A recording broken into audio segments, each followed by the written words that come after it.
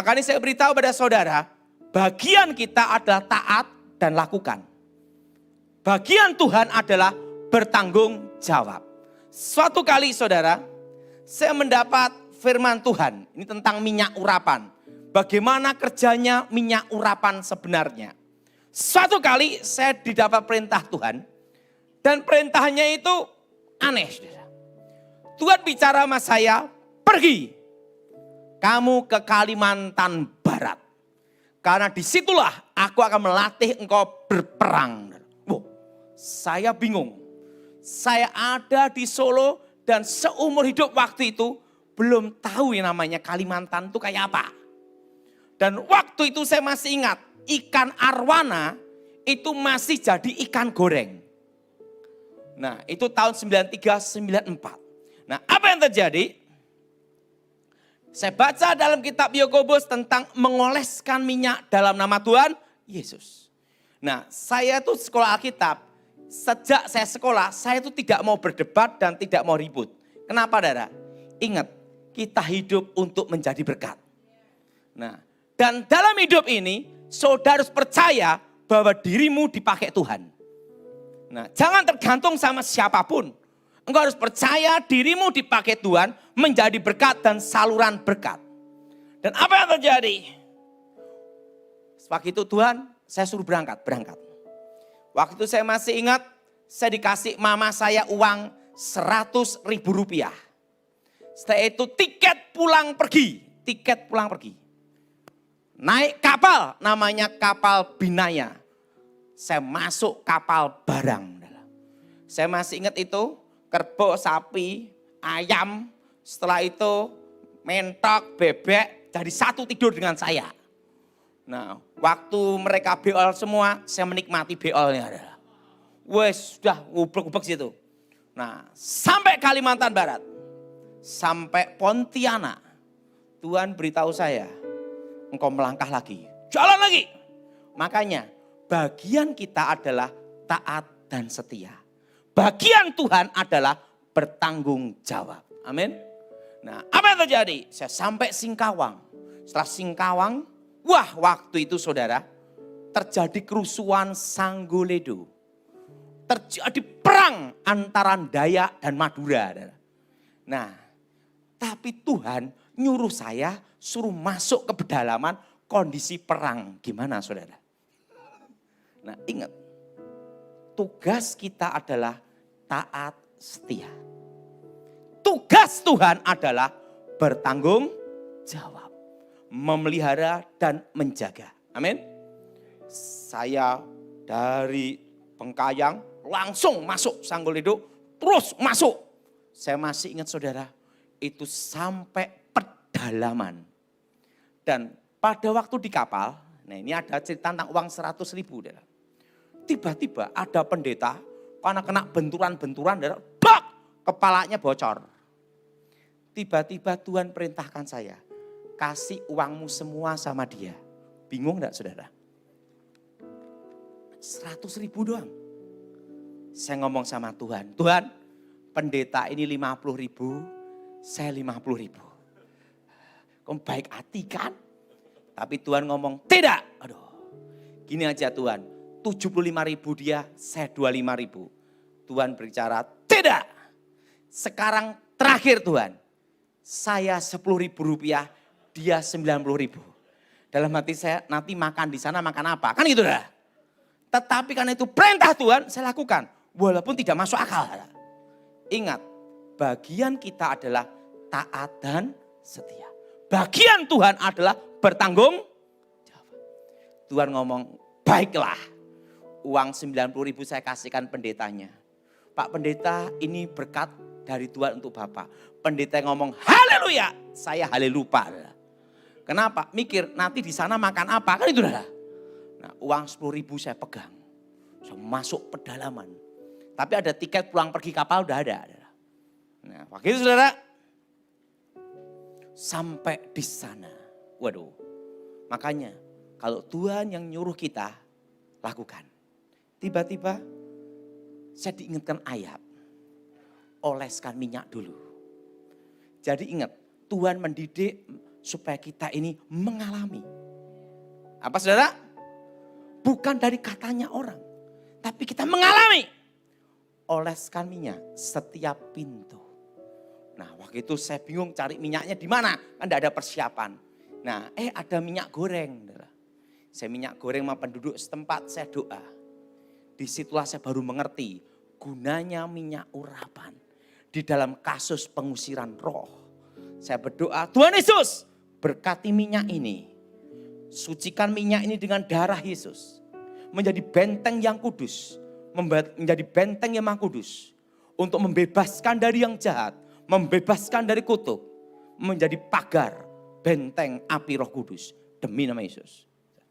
Nah, minyak itu saya oleskan di setiap pintu. Di setiap pintu saya oleskan. Setelah saya oleskan pintu, saya tidur. Wih, tiba-tiba ada mandau terbang. Tapi mandau itu tidak bisa masuk di dalam rumah. Saya lihat ada angin mandau. Saya bangun. Saya lihat di jendela. Mandaunya terbang gini, mengelilingi rumah itu. Baru saya mengerti. Berarti minyak urapan itu menjadi tanda. Itu milik wilayah Tuhan. Jadi minyak urapan itu ada gunanya. Di situ saya mengerti. Oh, berarti ini menjadi tanda milik Tuhan. Menjadi tanda wilayahnya Tuhan. Nah, langsung saya doa di jendela. Dalam nama Yesus. Mandonya jatuh. Begitu mandonya jatuh. Nah, datang anak muda. Pak Daud, bagaimana ilmu daya? Saya ngomong, itu mainan saya sejak SD. Memang waktu SD mainan saya itu doang. Karena enggak ada kerjaan. Wah, disampaikan ke ketua adat, kepala suku. Malamnya guci-guci berterbangan. Tapi guci itu tidak bisa masuk ke dalam rumah tempat saya tidur itu. Karena setiap pintu ada dikasih tanda minyak. Di situ saya baru mengerti, minyak urapan itu ada gunanya, saudara. Sebagai itu tanda milik Tuhan. Amin. Guci-guci terbang gini semua. Saya doa dalam nama Yesus. Jatuh semua. Jadi guci, mandau itu tidak bisa masuk ke dalam situ. Karena itu tanda milik Tuhan. Nah setelah itu apa yang terjadi? Datang anak muda itu lagi. Gimana ilmu daya? Wah itu mainan saya waktu SMP. Hari Minggu saya masih ingat.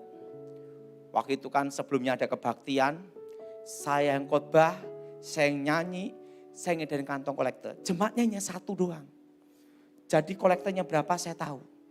Karena apa? Karena saya ngedarin, saya yang khotbah gini-gini. Nah, hari Minggu kebaktian. Tiba-tiba, pakai tombak, pakai panah, pakai mandau. Saya pikir mereka mau kebaktian. Nggak taunya mereka mau perang. Mangkok merah berjalan. Wah, itu ada di daerah pedalaman. Saya masih ingat. Apa yang terjadi? Begitu langsung datang kepala suku, kepala adat. Pakai senjata lengkap, saudara.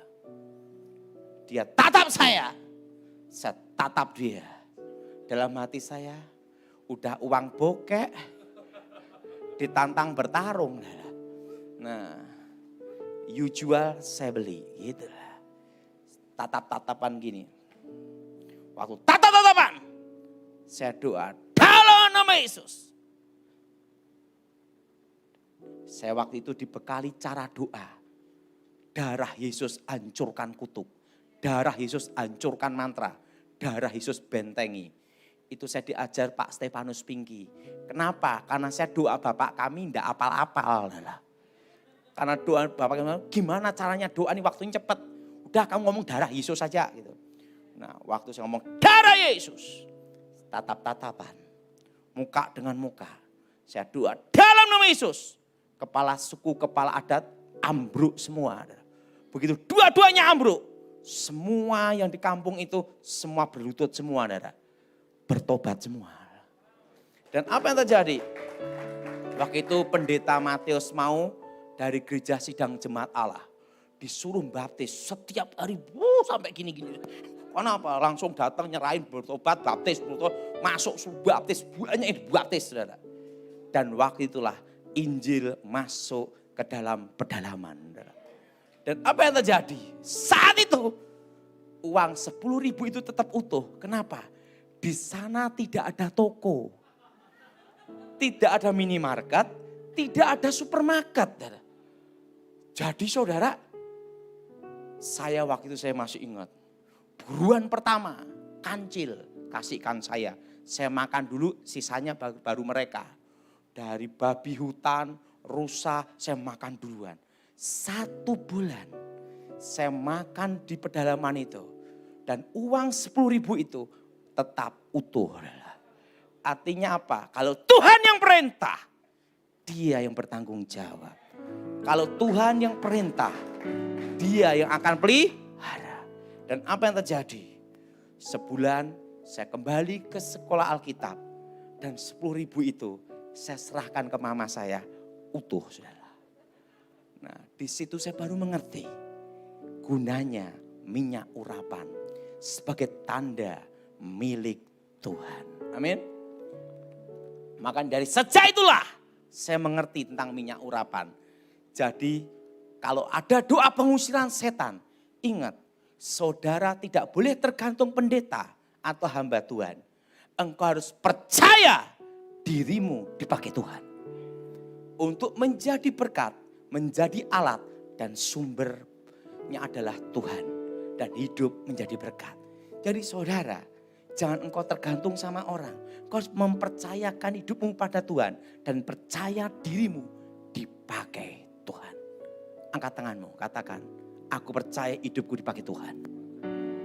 Nah, dan apa yang terjadi? Makanya dalam doa pengusiran setan. Setelah di doa setannya keluar di rumah-rumah angker. Setannya keluar, di situ saya kasih minyak urapan. Karena pengalaman waktu di pedalaman itulah menjadi tanda itu milik Tuhan. Jadi itu gunanya minyak urapan. Kenapa saya tidak pakai air dan tidak pakai garam? Di dalam sejarah pelayanan saya tidak pernah pakai air dan tidak pernah pakai garam. Kenapa? Karena saya tidak mau bikin ribut dan berdebat. Karena tidak ada orang bertobat karena ribut dan berdebat. Justru karena berdebat orang berkelahi, betul? Dan kehilangan damai sejahtera. Amin. Amin. Makanya saya ditanya, Pak kalau pakai garam boleh enggak? Saya enggak membantah, juga enggak menjawab. Diam. Kenapa? Karena saya mau menghindari semua pertengkaran dan keributan. Pertama, minyak urapan. Itu adalah tanda itu milik Tuhan. Nah disitulah suatu kali di asrama. Kan Alkitab berkata kalau ada saudaramu yang sakit, hendaklah penatua mengolesi minyak dalam nama Tuhan. Suatu kali di asrama wanita, ada yang jatuh sakit, demam panas, ada manifestasi kerasukan. Asrama sekolah Alkitab. Nah saya suruh masuk ke asrama perempuan, tidak boleh. Karena ada wilayahnya. Laki sendiri, perempuan sendiri. Yang laki tidak boleh masuk asrama perempuan. Lah gimana caranya? Ayat itu mengingatkan saya. Mengoleskan minyak di dalam nama Tuhan. Nah langsung saya minta minyak, saya doakan. Darah Yesus sucikan minyak ini. Menjadi minyak yang kudus. Menjadi benteng yang kudus. Dan menjadi alat yang kudus. Untuk mengusir setan. Menyembuhkan orang sakit di dalam nama Yesus. Kekuatan Elohim, kuasa Elohim bekerja demi nama Yesus. Amin. Setelah itu saya titip ke orang. Kasihkan olesi minyak itu. Dalam nama Yesus langsung setannya keluar. Nah di situ saya baru mengerti. Minyak urapan. Pengalaman dengan Tuhan itu mendukung kebenaran. Tetapi ingat pengalaman 100% tidak menjamin kebenaran. Ingat tidak? Hanya mendukung. Nah itu tentang minyak urapan. Nah saudara, bagian Tuhan adalah bertanggung jawab